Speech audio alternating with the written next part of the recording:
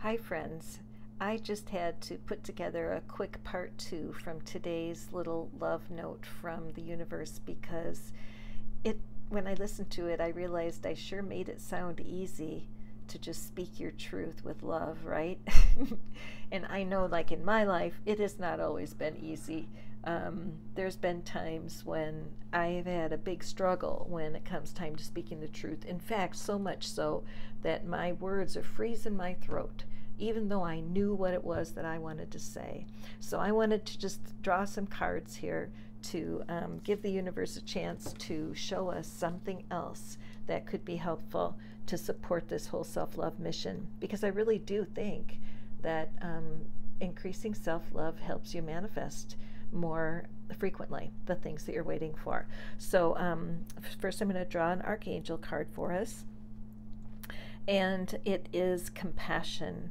And so we're looking at a beautiful depiction of Archangel Zadkiel. And this Archangel card has been popping up a lot in my readings, and so I know that this is important energy for us to look at today.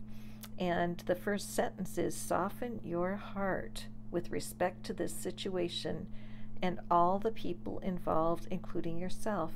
So when I look at self-love, how can we not feel the need for this kind of self-compassion?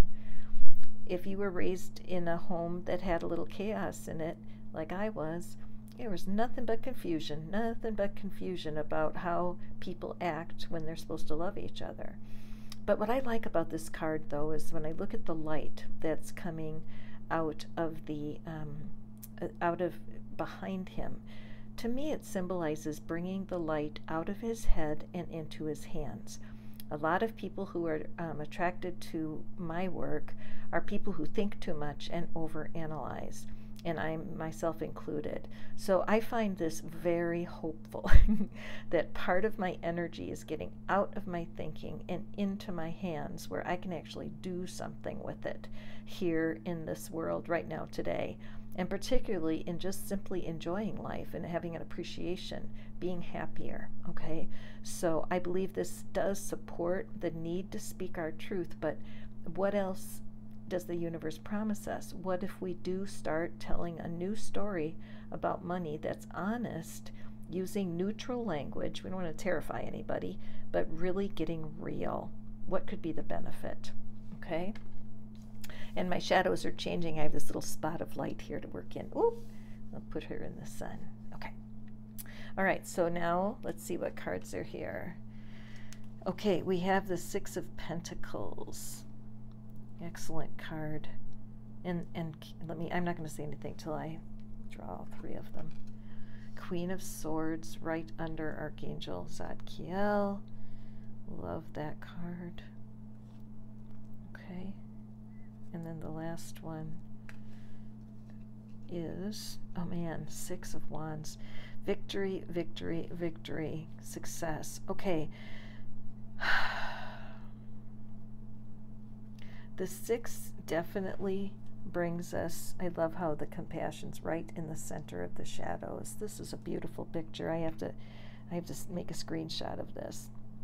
Let's look at this.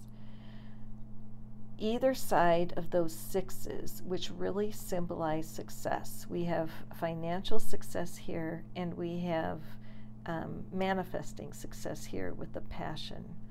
Both of them suggest being noticed by people in the community. People in the outside world can see the success in your life. So what's the problem? You're not feeling it. You're not seeing it. You are somehow holding yourself responsible for your past mistakes, maybe, having hurt feelings about being, some of you may have been hurt in a bad divorce. Some of you may have been fired unfairly. Some of you may have lost pensions. I mean, there's so many things that can happen that seem unfair, okay? So, the Queen of Swords, I love that card. Sometimes I call her the off with your head card because when she's serious, things happen. And look at how that bright light at the tip of her sword is the same bright light that's at the tip of his hands, right? And so I really think that the Queen of Swords is calling us to make that decision, to decide, yes, I'm going to clean up my thoughts.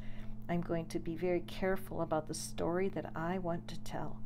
I want the self-discipline to take care of business when it comes to me and my money story. And the promise from the universe, I think, today that goes with that card is that we can trust that this is okay for us. There's nothing in here but yes. Now, the 6 is only halfway through the deck, right?